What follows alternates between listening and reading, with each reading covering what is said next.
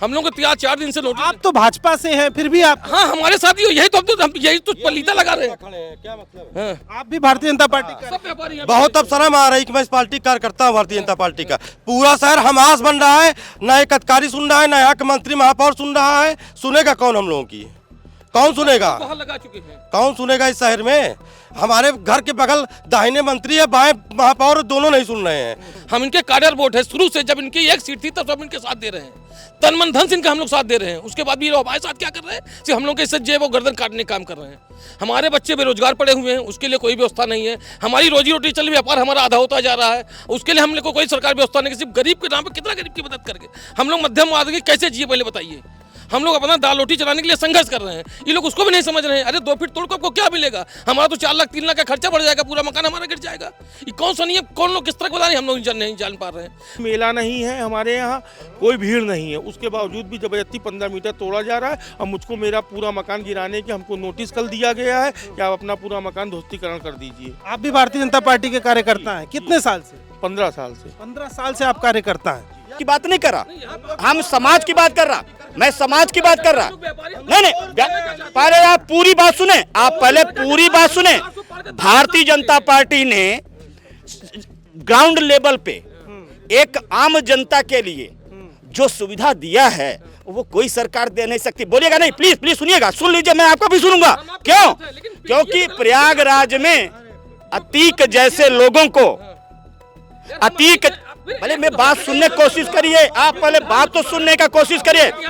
प्रयागराज हो, उत्तर प्रदेश हो, उत्तर प्रदेश से अगर भ्रष्टाचार खत्म करने का कार्य किया माननीय योगी जी ने किया, भ्रष्टाचार के साथ साथ करप्शन खत्म करने का काम को योगी जी ने किया। आप एक मिनट शांत रहिए, बात तो करने दीजिए।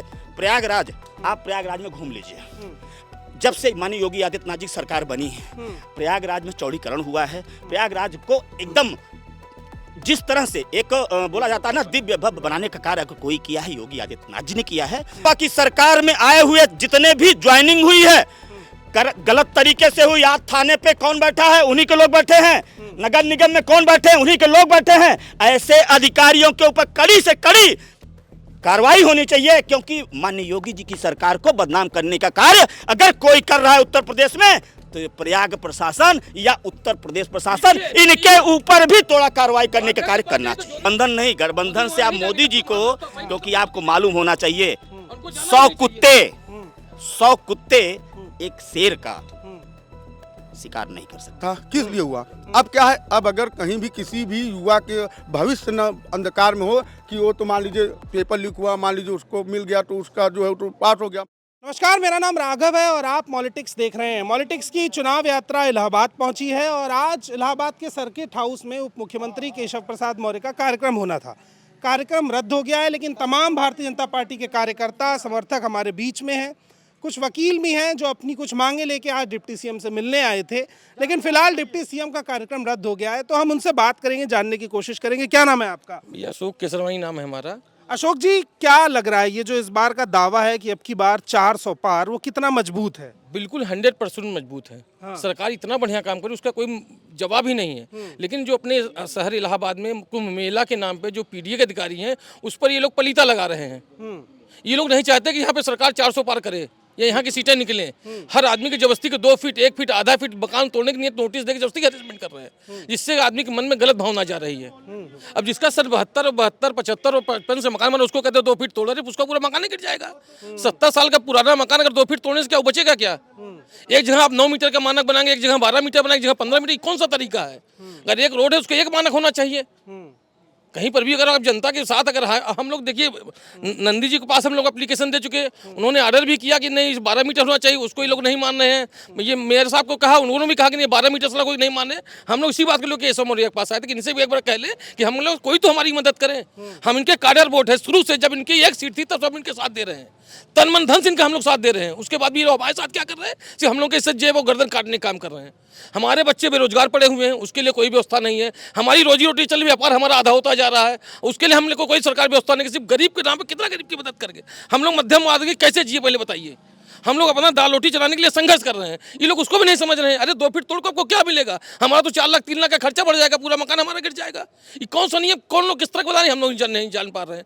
पूछते हैं अधिकारी को सीधा जवाब नहीं देता है। हम पूछते भैया कोई कानून, कोई अगर सरकार ने कोई आपको कानून दिया है कि हाँ इस विषय इस रोड को हम इतना चौड़ा करेंगे, हमको दीजिए, हम तोड़ने के लिए तैयार हैं। लेकिन कोई देता नहीं, सिर्फ आप तो दबाव बना रहे हैं, बस नोटिस दोस्तीकरण देंगे, ये देंगे, वो दुनिया के नोटिस दे रहे हैं। अच्छा, वो जो इस बार ये बुलडोजर का बड़ा इतिहास बुलडोजर का भय दिखाया जा रहा है। हम लोग को 4 दिन से नोटिस। आप तो भाजपा से हैं, फिर भी आप हाँ हमारे साथ ही हो, यही तो हम यही तो पलीता लगा रहे हैं। क्या मतलब आप भी भारतीय जनता पार्टी का। सब व्यापारी हैं। बहुत अब शर्म आ रही है कि मैं इस पार्टी का कार्यकर्ता हूँ भारतीय जनता पार्टी का। पूरा शहर हमास बन रहा है, ना एक अधिकारी सुन रहा है, ना यहाँ के मंत्री महापौर सुन रहा है। सुनेगा कौन हम लोगों की? कौन सुनेगा? बाहर लगा चुके हैं। कौन सुनेगा इस शहर में? हमारे घर के बगल दाहिने मंत्री है, बाएं महापौर, दोनों नहीं सुन रहे हैं। पीडीए का अधिकारी बिल्कुल हमास की तरह घर गिराने के लिए हम कोई सुन ही नहीं रहा है, कोई कुछ। तो यहाँ पे ना योगी सुनेंगे ना मुख्यमंत्री, और किसी अधिकारी के पास जाओ तो ये मुख्यमंत्री के आदमी है, सब मुख्यमंत्री के आदमी। तो जनता क्या विदेश से आई है, पाकिस्तान से हम लोग आए हैं? हम लोग को जहर दिलवा दें, गोली मरवा दे, सरकार मर जाए, पूरा चौड़ीकरण कर दे इस देश का। कहाँ रहेंगे? राम मंदिर में चल के रहेंगे, यहाँ पूरा खाली कर देंगे। एडीए पीडीए सारा मकान तोड़ देंगे, हम लोग राम मंदिर में जाके रहेंगे। राम राज जैसे नहीं आता, राम ने नहीं कहा था घर, हमारा घर बनवा के पूरे देश का घर तोड़ डालो। अरे मेला मेला मेला तो ये राम ने नहीं कहा कि रामराज की परिकल्पना नहीं, रामराज की परिकल्पना की सबकी समस्याओं को सुनाओ, समझा जाए। ये रामराज की परिकल्पना नहीं है कि आप अपने मन से थोप दीजिए। अधिकारी तो बंदर बाट कर रहे हैं, उसी नाली को तोड़ करके फिर से बनाई जा रही है, उसी टाइल्स को तोड़ के फिर नहीं लगाई जा रही है। ये पैसे 4 साल पहले लगे, उसको फिर तो उसको कितने साल से हैं आप भारतीय जनता पार्टी में? हम करीब हो गया 16-17 साल हमको हो गया। 17 साल से आप भाजपा में और आपकी बात नहीं सुनी। और हमको शर्म आ रही कि मैं इस पार्टी में हूँ, इस पार्टी को मैंने वोट दिया, और शर्म आ रही कि हमारे बगल का पड़ोसी महापौर है मेरा। क्या नाम है आपका? पंकज कुमार केसरवानी नाम है मेरा। और हम लोग का विरोध ये है कि जो पीडीए हम लोगों को हिरासमेंट कर रही है कि जबरदस्ती अपना मकान तोड़िए। हम मकान में नोटिस लेकर आए हुए केशव मौर्य जी के लिए कि हमारे कोठा पार्चा 9 मीटर ले लिया, एक चौराहा 15 मीटर लिया जा रहा है, उसके आगे एक ही रोड पे 4 नियम लगा दिया। कोठा पार्चा 9 मीटर, डाट के पुल से लेके उत्तम टाकिस तक 15 मीटर, उसके आगे 12 मीटर, जो कि अगला रोड बंद है पुल की वजह से। मेरे यहाँ कोई मेला नहीं है, हमारे यहाँ कोई भीड़ नहीं है, उसके बावजूद भी जबरदस्ती 15 मीटर तोड़ा जा रहा है। और मुझको मेरा पूरा मकान गिराने की हमको नोटिस कल दिया गया है कि आप अपना पूरा मकान ध्वस्तीकरण कर दीजिए। आप भी भारतीय जनता पार्टी के कार्यकर्ता हैं, कितने साल से? 15 साल से। 15 साल से आप कार्यकर्ता हैं। क्या नाम है आपका, कहाँ से आए हैं? जी मैं प्रयागराज से हूँ। प्रयागराज से। क्या नाम है आपका? मैं डॉक्टर श्याम प्रकाश द्विवेदी, भारतीय जनता पार्टी काशी प्रांत उपाध्यक्ष रहा। डॉक्टर साहब, आपके कार्यकर्ता 15-15, 20-20 साल से जो लोग भारतीय जनता पार्टी में कार्यकर्ता हैं, सरकार उनकी नहीं सुन रही है, क्या कारण है? देखिए, विश्व में पहली बार भारत में ऐसे प्रधानमंत्री देश के यशस्वी माननीय मोदी जी हुए, उत्तर प्रदेश के यशस्वी मुख्यमंत्री माननीय योगी जी हुए। और आपको इसके पहले मालूम था कि उत्तर प्रदेश में सपा बसपा की सरकार होती थी, और सपा बसपा की सरकार में होता क्या था? थानेदार को बोला जाता था कि तुम चोरी करो, चोरी करवाओ, चोर चोरी करता था, थानेदार उसको सहयोग करता था। देखिए, कहने का तात्पर्य ये है, जब थाने में थानेदार चोरी कराता था और चोर चोरी करता था तो दोनों एक दूसरे के पूरक होते थे। आज वही चीज रोक दिया गया। और जब कोई चीज रुकता है ना, जब कि कोई चीज आपके आदत से हटती है, तो जिसके साथ हटती है उसको बहुत कष्ट होता है। कहने नहीं, आपकी बात नहीं कर रहा, हम समाज की बात कर रहा, मैं समाज की बात कर रहा।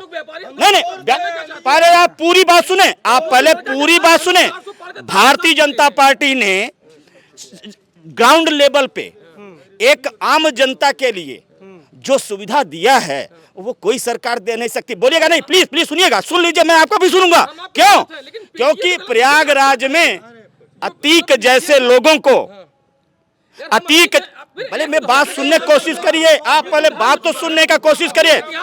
प्रयागराज हो, उत्तर प्रदेश हो, उत्तर प्रदेश से अगर भ्रष्टाचार खत्म करने का कार्य किया माननीय योगी जी ने किया, भ्रष्टाचार के साथ साथ करप्शन खत्म करने का काम को योगी जी ने किया।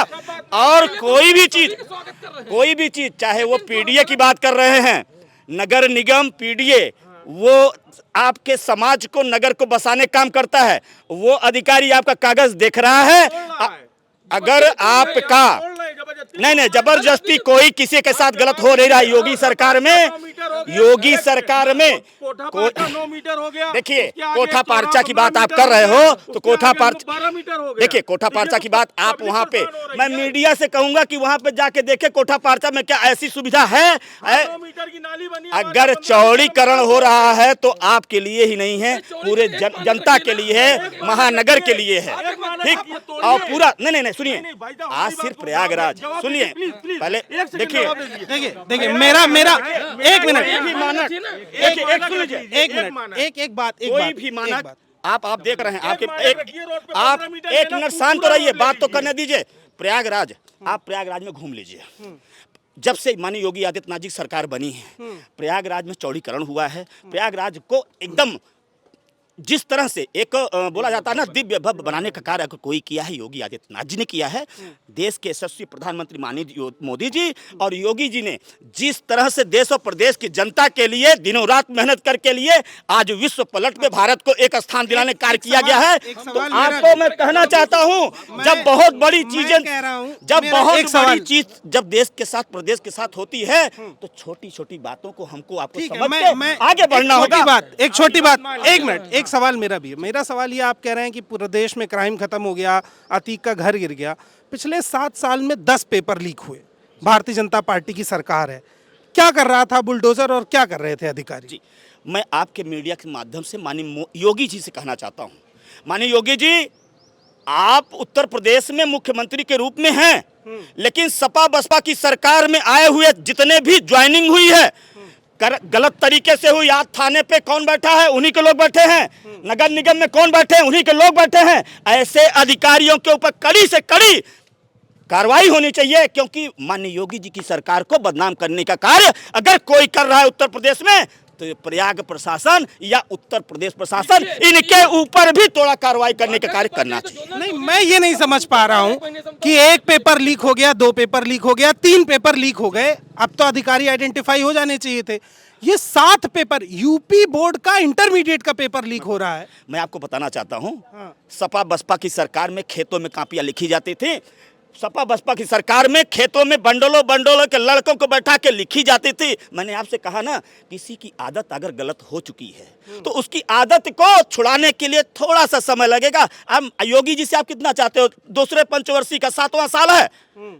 जो बसपा सपा सरकार में उत्तर प्रदेश की जनता को और उत्तर प्रदेश के नागरिक को, उत्तर प्रदेश के स्टूडेंटों को जो लाचारी दिया गया, बेरोजगारी भत्ता दिया गया, उनको पढ़ने के लिए ही नकल करने का कार्य कराया गया। अब वो आदत छुड़ाने में थोड़ा तो समय लगेगा। अच्छा, लखनऊ में जो छात्र बैठ के प्रोटेस्ट कर रहे थे उन पर लाठियां चली। आपकी भारतीय जनता पार्टी सरकार में मंत्री हैं, नाम है उनका ओम प्रकाश राजभर, वो कह रहे हैं वो छात्र लात खाने लायक हैं। आपकी पार्टी और आपके उनके इस बयान से सहमत है राजभर जी? देखिए, वो राजभर की जो बयान होगा वो उनका खुद का बयान हो सकता है, वो भारतीय जनता पार्टी के बयान नहीं हो सकती है। मैं भारतीय जनता पार्टी का एक छोटा सा कार्यकर्ता और नेता हूं। मुझे पूर्ण विश्वास है भारतीय जनता पे और पार्टी पे, मुझे पूर्ण विश्वास है माननीय योगी जी पे, और मुझे पूर्ण विश्वास है माननीय मोदी जी के ऊपर। वो इसलिए क्योंकि वो दिनों रात सिर्फ और सिर्फ देश और प्रदेश की जनता के लिए कार्य कर रहे हैं। योगी जी प्रधानमंत्री बने, मोदी जी प्रधानमंत्री हैं, लेकिन मैं आपको कहना चाहता हूं कि बहुत सी चीजें, बहुत सी कोई सुने तो कोई सुनने के लिए तैयार नहीं। एक छोटा सा मैटर हम लोग, एक छोटा सा मैटर हम कह रहे हैं कि पीडीए के अधिकारी को बोला क्यों नहीं जाता कि जो जनता के हित में वो निर्णय लिया जाए ना, यहाँ तानाशाही क्यों किया जाए? हम तोड़ने से लिए मना थोड़ी कर रहे हैं, आप पूरा विचार तोड़ दीजिए। हम लोग तो राम मंदिर जाने के लिए तैयार बैठे हैं, लेकिन एक नियम तो बने कि हाँ यहाँ भी ये सिस्टम सबके साथ रहेगा। यहाँ पे 3, यहाँ 5, यहाँ इस कौन सा नियम है? या शासन कोई आदेश ला दे, हम लोग पूरा मकान तोड़ने के लिए तैयार है, अपने से तोड़ डालेंगे अपना मकान। अच्छा, एक और सवाल लूंगा, फिर और लोगों से बात करूंगा। 24 घंटे काम करते हैं मोदी जी, बहुत यशस्वी हैं, बहुत पराक्रमी हैं, महामानव हैं, मणिपुर क्यों नहीं गए? देखिए, मैं आपको बताना चाहता हूँ, जहाँ पे माननीय मोदी जी को, जहाँ पे माननीय योगी जी को समझ में आएगा कि वहाँ पे जाने से उनको कुछ काम है, वो वहाँ जाएंगे। ऐसा नहीं है, पूरा देश, पूरा वर्ल्ड आज मोदी जी के लिए जो शब्दों का प्रयोग कर रहा है। मैं विश्व की बात नहीं कर रहा हूँ, मेरा एकदम सेंट्रिक सवाल है, आप बात घुमाइए मत। मेरा एकदम सेंट्रिक सवाल है, मणिपुर में इस देश की महिलाओं को निर्वस्त्र करके घुमाया गया, मणिपुर आज भी रो रहा है। एक खिलाड़ी ने मांग की जिसने मेडल जीता कि प्लीज मणिपुर आइए मोदी जी, क्यों नहीं जा रहे हैं, किस बात का डर है? मैं आपको बताना चाहता हूँ, कांग्रेस और अदर सरकारों में तो ये भी जांच का भी आदेश नहीं होते थे। वो खराब थी इसलिए हटा दी गई। हटा दी गई। अब क्या होगा उसका जांच हो रही है। जांच होने के बाद जो दोषी पाएगा, जो दोषी पाया जाएगा, उस पे कड़ी से कड़ी कार्रवाई होनी, कड़ी से कड़ी कार्रवाई होगी। देखिए, ये पूरी तरह से षड्यंत्र है, पूरी षड्यंत्र है सरकार को थोड़ा सा बदनाम करने का। क्योंकि आप जान रहे हैं, इंडिया, आप गठबंधन का नाम देते हो इंडिया, आई डैज ऐसे करके आप भारत को ही बांटने का काम करते हो। आप गठबंधन नहीं, गठबंधन से आप मोदी जी को, क्योंकि आपको मालूम होना चाहिए 100 कुत्ते एक शेर का शिकार नहीं कर सकते। ठीक है, एक और सवाल, गठबंधन हो रहा है, क्या कहना चाहेंगे राहुल गांधी और अखिलेश पे? भैया ये लोग परिवारवादी लोग हैं, ये हमेशा अपना परिवार का भला सोचेंगे। अब आप जनता खुद ही सारी चीज देख रही है, इसलिए 400 पार का नारा वो एकदम 100% कंफर्म 400 पार का नारा है। पहले भाई उसको कोई रोक नहीं सकता है। बहरहाल अपने यूपी में तो 80 को 80 हम लोग जीतेंगे, इसमें कोई दो राय नहीं है। अमेठी और रायबरेली भी हरा देंगे। ये हार जाएंगे, अब आप निश्चय, ये प्रत्याशी खड़ा करने की हिम्मत नहीं कर पा रहे हैं। जीतेंगे क्या खाक, पहले प्रत्याशी खड़ा करने की हिम्मत तो करें, तब तो समझ में आएगा कि कौन जीतेगा कौन हारेगा। अच्छा, मैं स्मृति ईरानी के गांव होकर आया, सुजानपुर, जो उन्होंने गोद लिया है, वहाँ के सरकारी स्कूल में शौचालय तक सही नहीं है। उन्होंने एक वेस्ट मैनेजमेंट प्लांट बनवाया था। मैं ये कह रहा हूँ कि जो अमेठी से जीते, तो आप स्मृति ये कमी मानते हैं? आप स्मृति ईरानी की ये कमी मानते हैं? राजनाथ सिंह का गोद लिया गाँव है बेती, वहाँ भी यही हाल है। पहले भी अंधेरा होता है, अगर जहाँ चिराग जलता है उसके नीचे भी अंधेरा होता है। ठीक है, क्या नाम है आपका? मेरा नाम सरदार पतविंदर सिंह है। सरदार पतविंदर सिंह जी, किसान आंदोलन कर रहे हैं, 2 साल पहले भी किया, किसान बिल वापस हुआ, मोदी जी बैकफुट पर आए, फिर किसान आंदोलन कर रहे हैं। उनके ऊपर पैलेट गन चलाई जा रही है, स्मोक ग्रेनेड फेंके जा रहे हैं, ड्रोन से आंसू गैस के गोले गिराए जा रहे हैं। क्या इस देश के किसानों के साथ सरकार को ऐसा करना चाहिए? पहली बात तो किसानों को टेबल में बैठ के बात करनी चाहिए, जो भी उनकी समस्या है। इस तरह गलत प्रवृत्ति से सरकारी संपत्ति को नुकसान पहुंचाना या अवरोध पैदा करना किसी के लिए भी ठीक कौन सी सरकारी संपत्ति को नुकसान पहुंचाया गया? पहुंचाया नहीं गया, मतलब अवरोध कर दिया। कोई एम्बुलेंस जा रहा है, कोई बीमार जा रहा है, नहीं, ऐसा कुछ नहीं हुआ। वो हरियाणा से होते हुए पंजाब के किसान दिल्ली जा रहे हैं, उनको बीच में रोक दिया गया है। तो वहाँ की सरकार को बैठ के बात करनी चाहिए, और किसानों को भी बैठ के, हर चीज़ का समाधान बैठ के होता है, टेबल टॉप में होता है। कोई भी समस्या का समाधान लड़ाई करके या धरना प्रदर्शन करके नहीं हुआ, टेबल टॉप बैठ के बात करनी चाहिए। और समस्या जैसे पहले भी हल हुआ, समस्या के साथ किसानों का दिया जा रहा है, सब सुविधाएं दी जा रही है, और किसान खुशहाल है, उनकी आय दोगुनी कर दी गई है, उनको लख लख बधाई है। और किसान को जो मैं हाथ जोड़ के निवेदन करूंगा कि आप जो भी आपकी समस्या है, टेबल में बैठ के बात करिए, हर समस्या का समाधान होगा ये भारत में। माननीय मोदी जी। मायावती जी के बारे में क्या कहेंगे? नहीं, मायावती जी के बारे में हम क्या कहें, हम तो भारतीय जनता पार्टी के साथ हैं, विपक्ष में हैं, कहाँ पर हैं? मायावती जी का तो अब उनका अपना वो है सौभाग्य, किसके साथ हैं किसके साथ नहीं है, लेकिन हम लोग तो भारतीय जनता पार्टी के साथ हैं और रहेंगे जी। ठीक है, और भी तमाम लोग हैं। फिलहाल कार्यक्रम रद्द होने के बाद से केशव प्रसाद मौर्य तो नहीं आए हैं, लेकिन भारतीय जनता पार्टी के तमाम कार्यकर्ता और साथी यहाँ पर मौजूद हैं, वो आए हुए हैं। अभी कुछ और नए साथी आए हैं। क्या नाम है आपका भाई साहब? पप्पू पांडे रोहित। पप्पू पांडे जी, कहाँ से हैं आप? प्रयागराज महानगर। क्या तैयारी है? 400 पार का नारा ठीक लग रहा है? ठीक नहीं, 400 प्लस रहेगा। मोदी जी के जो विकास की यात्रा है, चाहे युवा हो, चाहे गरीब हो, चाहे किसान हो, चाहे शोषित हो, वंचित हो, अंत्योदय की जो भाजपा का जो मूल मंत्र था, अंत्योदय की कल्पना को अगर किसी ने साकार किया है, तो आज विश्व के सबसे लोकप्रिय नेता आदरणीय भारत देश के यशस्वी प्रधानमंत्री आदरणीय नरेंद्र मोदी जी ने, उनके विकास कार्यों के दम पे जो है 400 प्लस का नारा है। अच्छा, ये विपक्ष जो आरोप लगाता है, कहते हैं कि जुमलेबाज हैं, 15 लाख का नारा दिया, नहीं दे पाए, 2 करोड़ रोजगार का वादा किया, नहीं दे पाए, भर्ती पेपर लीक हो रहा है, और देश को गरीब बना। अच्छा, ये बताइए, पेट्रोल 60 रुपए पे लाना था, ये सब वादे थे ना भारतीय जनता पार्टी के, पूरे क्यों नहीं हुए?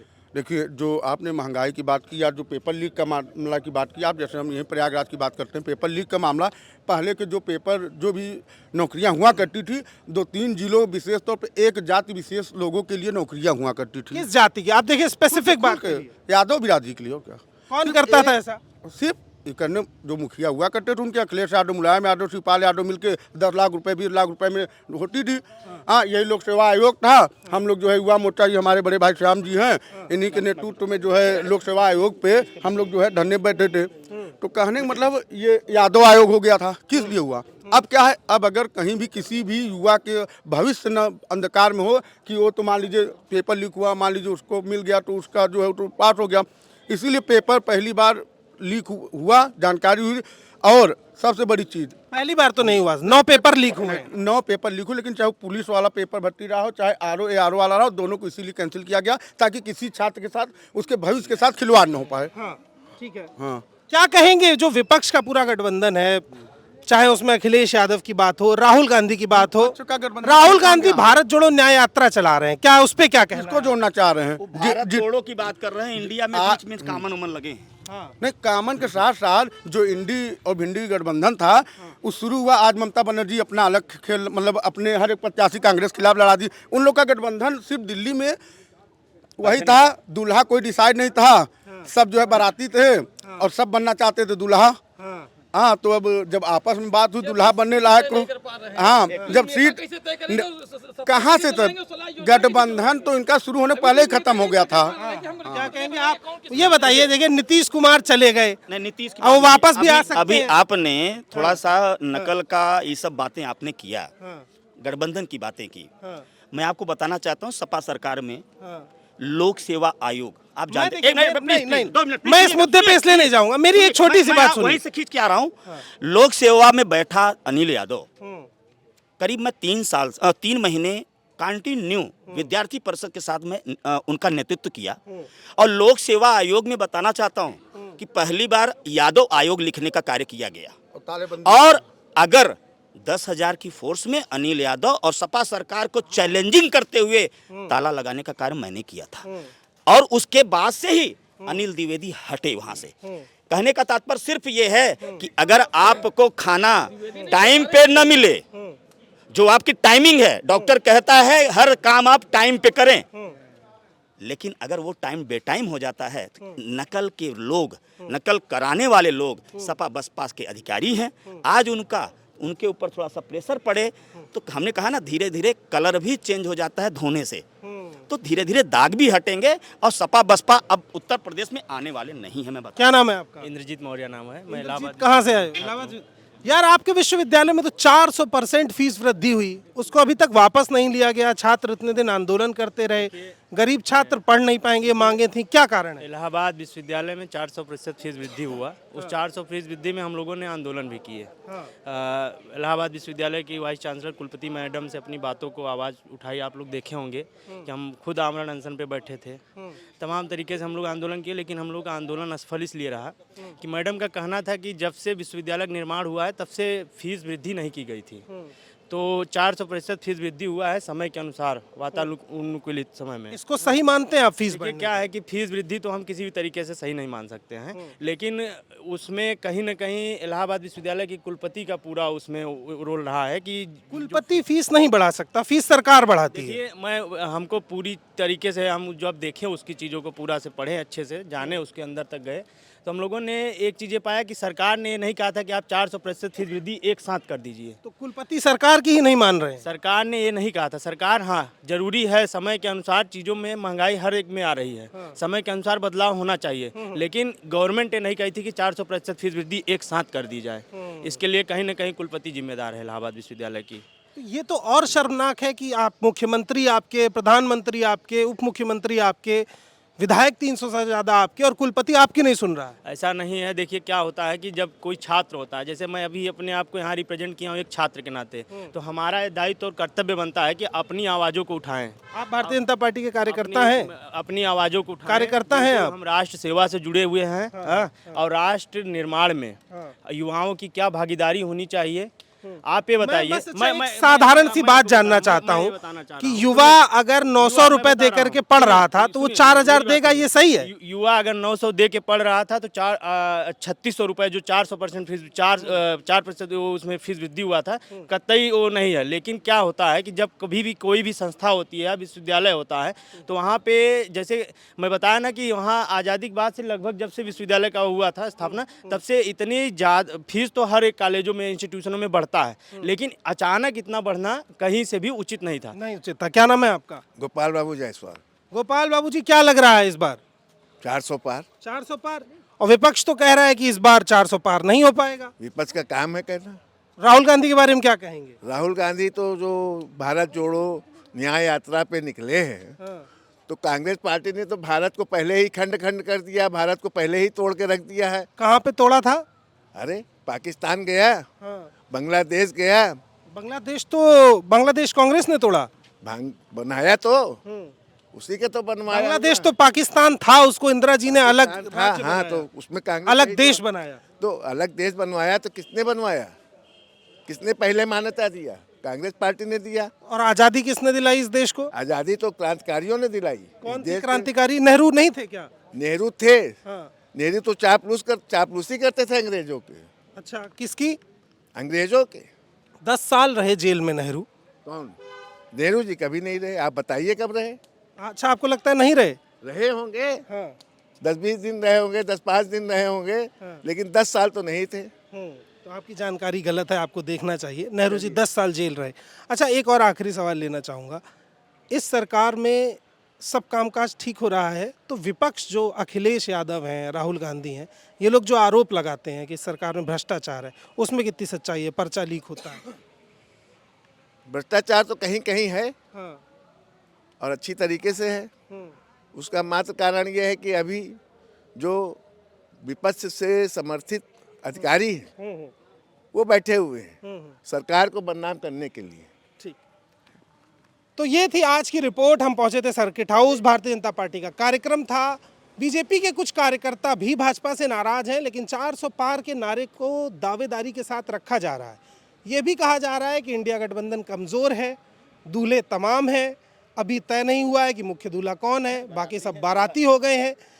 प्रधानमंत्री के खिलाफ प्रधानमंत्री पद का उम्मीदवार कौन होगा, ये भी अभी तय नहीं हो पाया। इन सब सवालों के साथ आपको हमारी बहस कैसी लगी, हमें कमेंट बॉक्स में ज़रूर बताइए। इसके साथ साथ पॉलिटिक्स को सब्सक्राइब कर दीजिए। आप हमें कहां से देख रहे हैं ये भी बताइए। इसके अलावा 2024 के और क्या मुद्दे होने वाले हैं, इन सब के बारे में हमें कमेंट बॉक्स में बताइए। हमारी चुनाव यात्रा का अगला भाग आपको जल्दी मिलेगा। बहुत बहुत शुक्रिया, बहुत बहुत धन्यवाद। बने रहिए पॉलिटिक्स के साथ।